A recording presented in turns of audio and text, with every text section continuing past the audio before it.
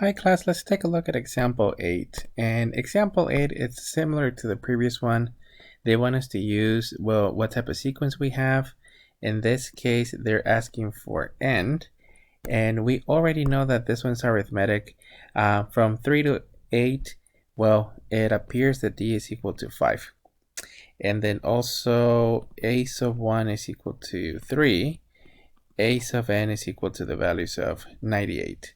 Now, the a sub n formula is going to be a sub 1 plus d times n minus 1.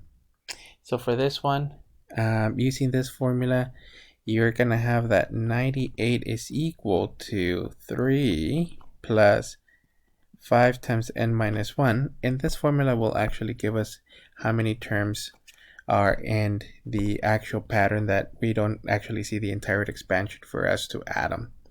So this will be 98 is equal to 3 plus 5n minus 5, or 98 is equal to negative 2 plus 5n. And we can technically add the 2's.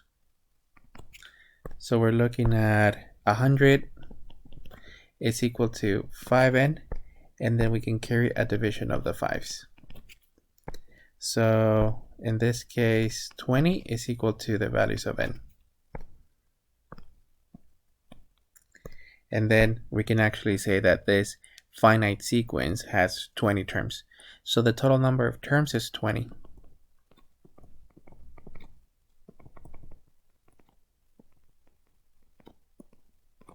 For 3, 8, 13, all the way to 98 is n is equal to 20 terms.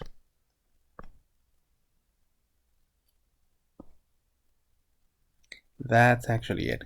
So very simple problems. They're just asking us to, or they're giving us enough information for us to use the proper formulas and either obtain a value of the sequence that is not given, or in this case, the total value of n.